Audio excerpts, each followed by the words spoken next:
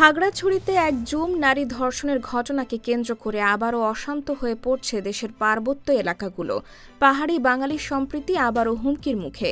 এর আগে গত মঙ্গলবার রাত ৯টায় প্রাইভেট পড়ে ফেরার পথে এক পাহাড়ি কিশোরীকে দলবদ্ধ ধর্ষণের অভিযোগ ওঠে।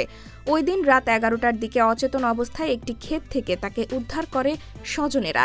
এ ঘটনায় জড়িত থাকার অভিযোগে একজনকে আটক করেছে পুলিশ। তাকে ৬ দিনের রিমান্ডের আদেশ দিয়েছেন আদালত। এর জেরে খাগড়াছড়িতে পৌরসভা ও সদর উপজেলার আশেপাশে অনির্দিষ্টকালের জন্য ১৪৪ ধারা জারি করেছেন জেলা প্রশাসক ও জেলা ম্যাজিস্ট্রেট এবিএম ইফতেখারুল ইসলাম খন্দকার।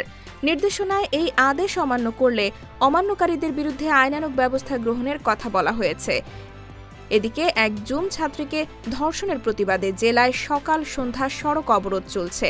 ভাঙচুর, অগ্নিসংযোগ, ধাওয়া পাল্টা ধাওয়ার মধ্য দিয়ে চলছে এই অবরোধ, জানিয়েছেন পুলিশ সুপার মোহাম্মদ আরিফিন জুয়েল।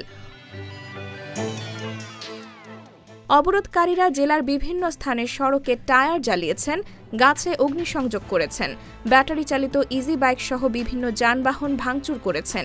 ইতোমধ্যে উত্তেজিত পাহাড়ি ও বাঙালিদের মাঝে কয়েক দফা ধাওয়া পাল্টা ধাওয়া হয়েছে। পুলিশ গিয়ে পরিস্থিতি নিয়ন্ত্রণে এনেছে। পুরো জেলায় পরিস্থিতি থমথমে বলে জানা গেছে।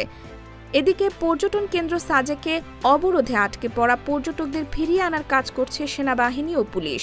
শেষ খবর পাওয়া পর্যন্ত শতাধিক পর্যটককে সেনাবাহিনী নিরাপত্তা দিয়ে খাগড়াছড়ির দীঘিনালা উপজেলা পার করে খাগড়াছড়ি শহরে নিয়ে এসেছে। তাদের পরে নিজ নিজ গন্তব্যে যাওয়ার ব্যবস্থা করা হবে বলে জানিয়েছেন জেলা প্রশাসক মোহাম্মদ এবিএম ইফতেখারুল ইসলাম।